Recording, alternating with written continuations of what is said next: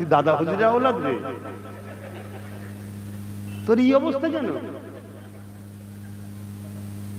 আমার কথা খারাপ লাগবে নাকি? আমি বসে থাকবো, নেতা এসে আমার পায়ে হাত দিয়ে দুয়া লেবে, যাই হোক আমি দাদা হুজুরের আওলাদ। এটা অহংকার মনে করছেন নাকি? না, এই জায়গাটাই তো আল্লাহ আমায় দিয়েছে। তা আল্লাহ দিয়া জিনিসকে আমি হেরিয়ে ফেললাম। লোভ, লালসা, ওই যে কাঁই কাঁই কাঁই কাঁই করে গাড়ি যাচ্ছে, ওই আগে পুলিশ পিছনে পুলিশ, কিন্তু জানেন গোলামির ফল কি হয়? আল্লাহ মাফ করুক, কালকে না মদের বিলে সই করতে হয়। তুমি কোন মুফতি মাওলানা পীরজাদা আমি জানি না, কিন্তু তোমার গলায় যার বেল্ট আছে সে তো জালিম। তোমাকে আমি সম্মান নাই করলাম চলো, কিন্তু তুমি যার তাবেদারি করছো, যার গোলামি করছো সে তো জালিম। এক কথা বলো, এখানে কিছু করার নেই, তুমি আমাকে মাফ করে দিও। মনে দুঃখ নিলে হবে না, আমাকে মাফ করে দিও। কেন? তুমি যদি স্বয়ং নিজের ক্ষমতায় নিজে দাঁড়াতে আলাদা কথা ছিল, তুমি তো কারো গোলাম হয়ে আছো।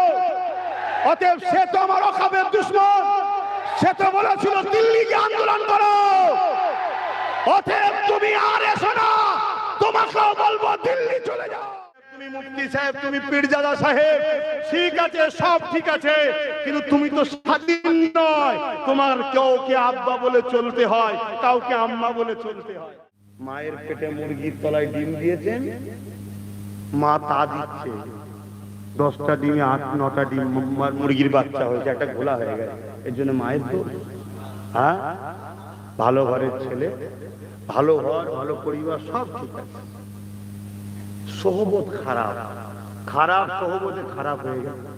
তবে দোয়া করি আল্লাহ হিদায়াত করে, এখনো সময় আছে, আল্লাহ পরিবর্তন করে দিক। বলুন আল্লাহুম্মা আমিন।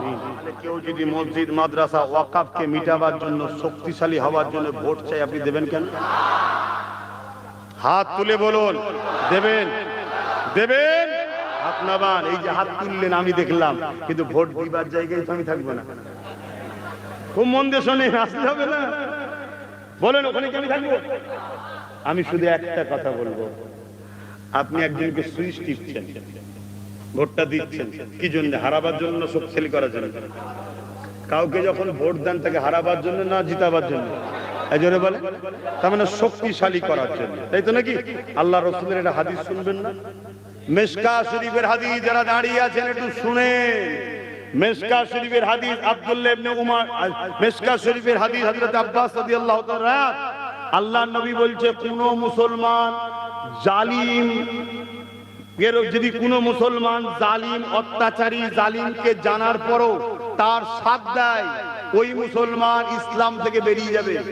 আব্বাজান শুনছেন? কোন মুসলমান অত্যাচারী, জালিমকে শক্তিশালী করার জন্য তাকে যদি সাথ দেয়, ওই মুসলমান ইসলাম থেকে, জোরে বলুন, বেরিয়ে যাবে। তাহলে বলুন, যাকে ভোট দেওয়া হয় তাকে শক্তিশালী করার জন্য, হারাবার জন্য, আর সে যদি জালিম হয় আর তাকে যদি মুসলমান ভোট দেয়? তুমি কোন মুফতি মাওলানা পীরজাদা আমি জানি না, কিন্তু তোমার গলায় যার বেল্ট আছে সে তো জালিম। তোমাকে আমি সম্মান নাই করলাম চলো, কিন্তু তুমি যার তাবেদারি করছো, যার গোলামি করছো সে তো জালিম। এক কথা বলো, এখানে কিছু করার নেই, তুমি আমাকে মাফ করে দিও। মনে দুঃখ নিলে হবে না, আমাকে মাফ করে দিও। কেন? তুমি যদি স্বয়ং নিজের ক্ষমতায় নিজে দাঁড়াতে আলাদা কথা ছিল, তুমি তো কারো গোলাম হয়ে আছো। অতএব সে তো আমার অকাবের দুশমন, সে তো বলেছিল দিল্লিকে আন্দোলন করো। অতএব তুমি আর এসো না, তোমাকেও বলবো দিল্লি চলে যাও। কারণ আমার মসজিদ আগে, আমার মাদ্রাসা আগে, আমার কবরস্থান আগে, আমার ঈদগাহ আগে, আমার খানকা আগে।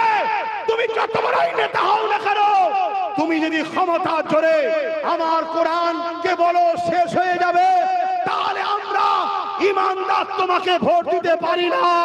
কেন? তোমায় ভোট দিলে তুমি জালিম, জালিমকে ভোট দিলে ইসলাম থেকে আমরা বেরিয়ে যাব। ঠিক না বেঠিক?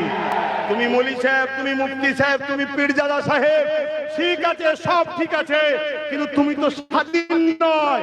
তোমার কাউকে আব্বা বলে চলতে হয়, কাউকে আম্মা বলে চলতে হয়। কথা বুঝে আসছে না? নয় তোমরা কি চাও এই রোডের ধারের মসজিদ গুনাগামীদের শহীদ হয়ে যাও? তোমরা কি চাও তোমার বাপ দাদার কবরের উপরে বুলডোজার চলো? তোমরা কি চাও তোমার পীর মুজাদ্দেদ জামানের দরবার থেকে ভাঙা হোক? মনে রেখে দিও, খুব সাবধান। টাকা রিপিট ও আইন করছে, এ সাপ্লিমেন্ট করছে, ও আইন করছে, এ জায়গা দিচ্ছে। যদি এ এসআইআর করতে না দিত, ওর ক্ষমতা ছিল না এসআইআর করতে পারত। যেমন কেরল ও তামিলনাড়ুতে সরকার কেস করে বন্ধ করে দিয়েছে। তাই এ আর ও একই পরিবারের দুই সদস্য। এই জায়গাটা মাথায় রাখা দরকার আছে না? আমার কথাতে কার কার কষ্ট? কারো কষ্ট হচ্ছে?